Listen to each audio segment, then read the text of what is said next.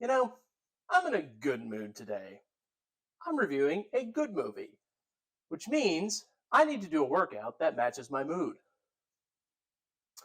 Yeah, I was thinking strongman.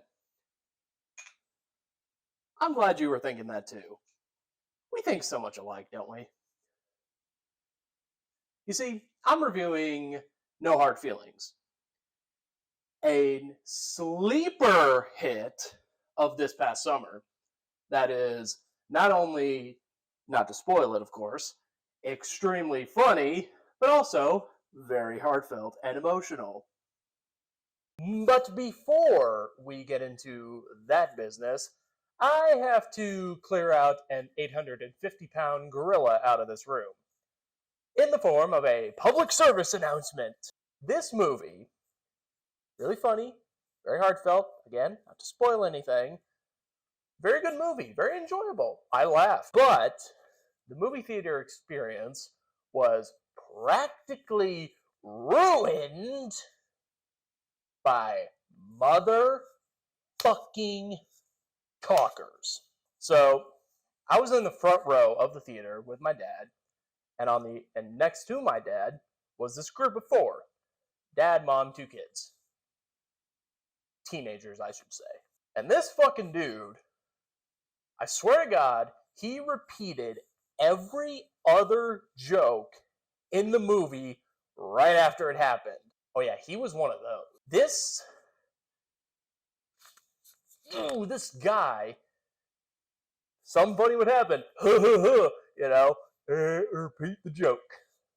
Joke would happen, repeat the joke. And he would not shut the fuck up throughout the whole movie. This motherfucker was a goddamn parrot. It would just be like, repeat joke, not funny, asshole. And I complained to the servers. I told them this guy was talking, and they did something about it. They went to him and they said, sir, there is absolutely no talking in this movie. If it happens again, we're kicking you out. Wonderful. But, of course, what happens? Last 20 minutes of the movie or so, what does this guy do? He starts doing it again. He starts talking. He starts repeating every other joke like he is a goddamn voice recorder. And on top of all that, in the last 10 minutes of the movie, someone's fucking phone rang. And of course, they had a big laugh about it. Because, ooh, phone rang. We didn't turn it off like we're supposed to. You know, I don't actually blame the staff for this happening. Like, I probably should. I understand that they have a very hard job. I was at Alamo, by the way. Not sponsored, good theater, not sponsored.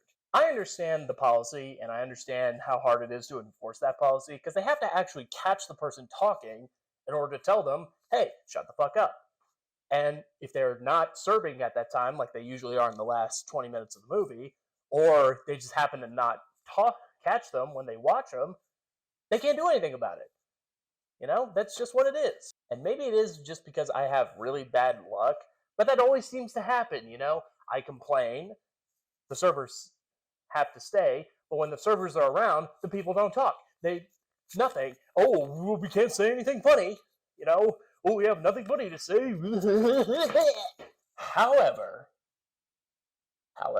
I really, really believe there needs to be a change in the policy. And you know, how am I supposed to really proactively get these people kicked out if I'm still watching the movie? I'm trying to watch the movie. I love going to the movie theaters. I'm one of those lame asses that likes getting in my car, driving out, sitting in the theater, and watching a movie. That's one of my favorite things to do. I don't like going to travel. I don't like going to fancy restaurants. I like watching a movie.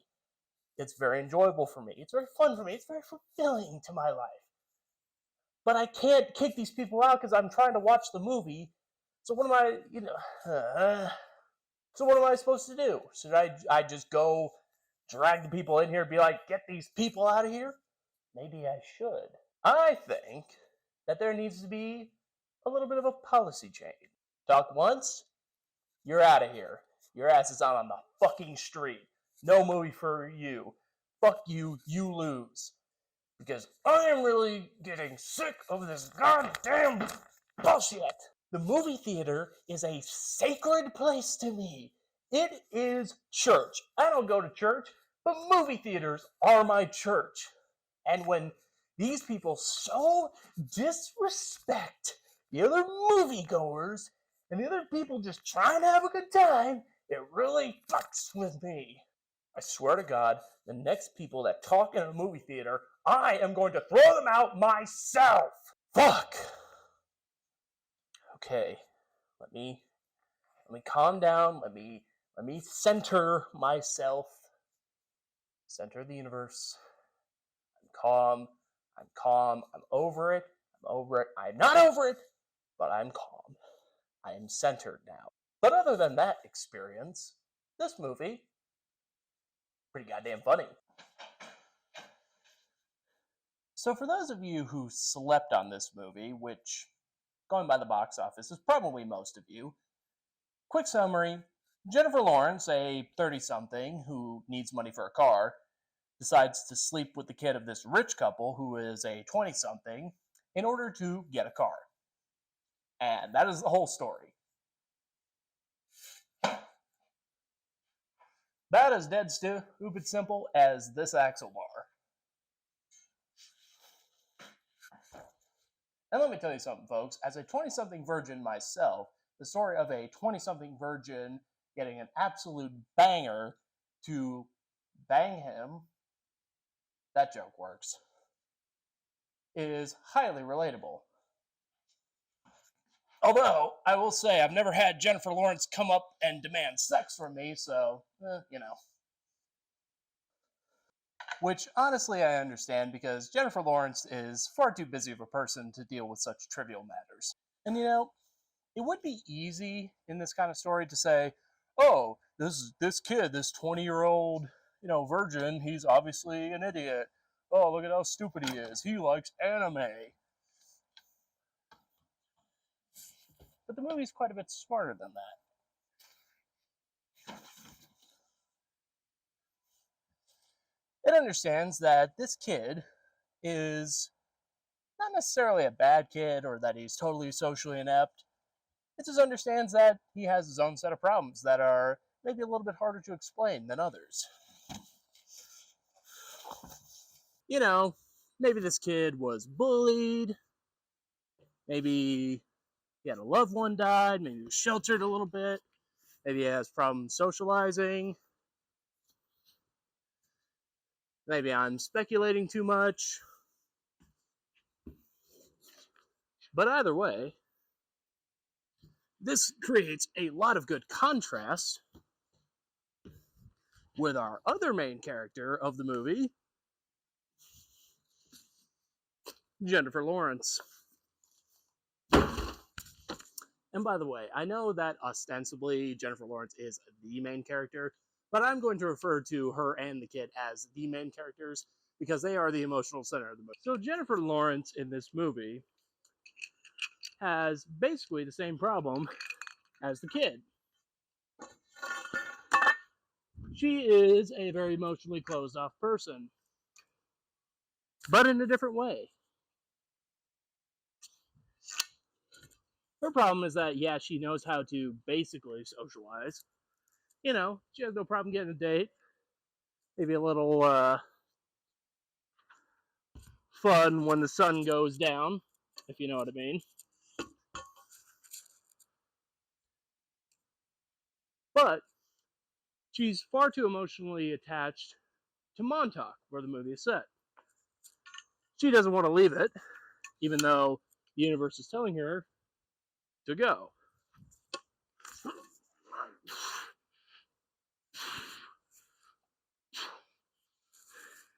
So you see, the main characters have the same problem,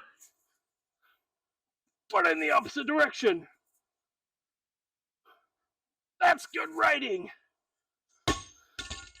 So speaking of co-leads, and speaking of characters,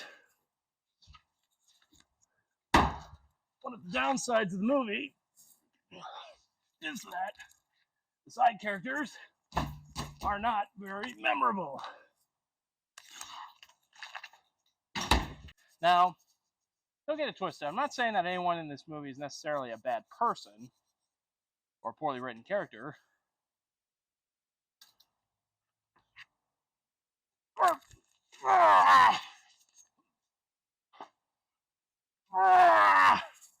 But compared to our main leads, they're not very memorable. But where the character writing is lackluster, the humor is spot on.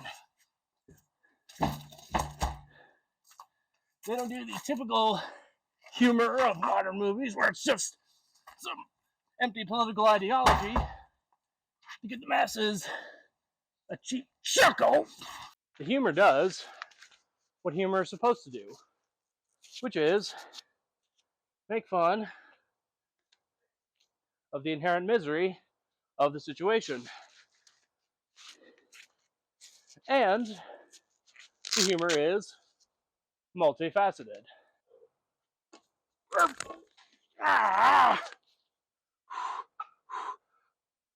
From physical comedy to dialogue comedy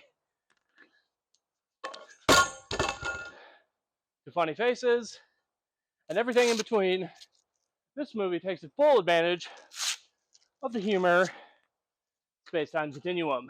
I wasn't kidding before when I said this movie's really funny. You're not gonna get tired watching this movie. You're really going to flip out. That's just how funny it is. Don't worry, this movie doesn't use puns. For a cheap laugh. Now I know what some of you fucking nerds out there are gonna say. Oh, John, what about the cinematography and the editing and the sound design? I'm here to tell you.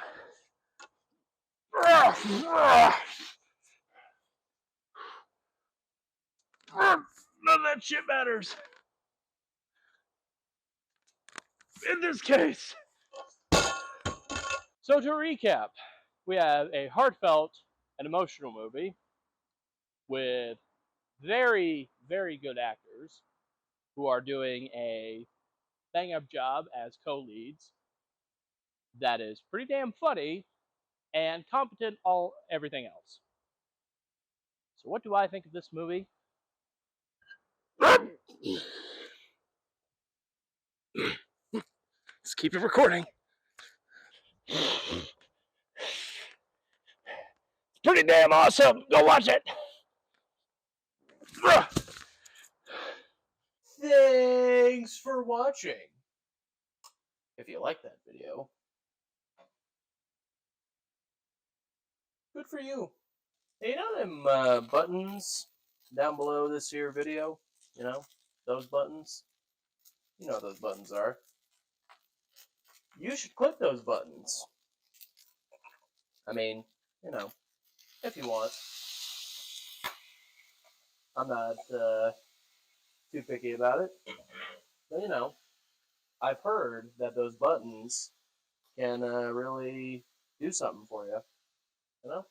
But I digress.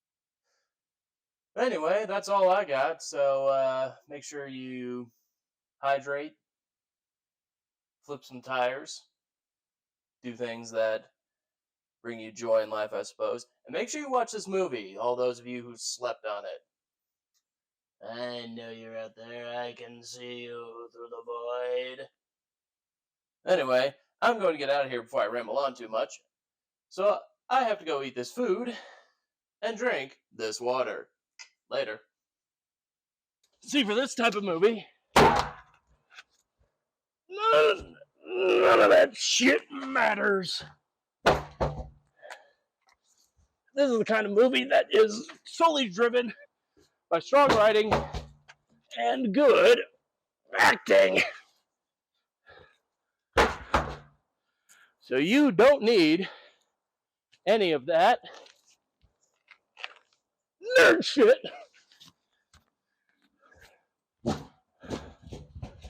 to be anything but competent.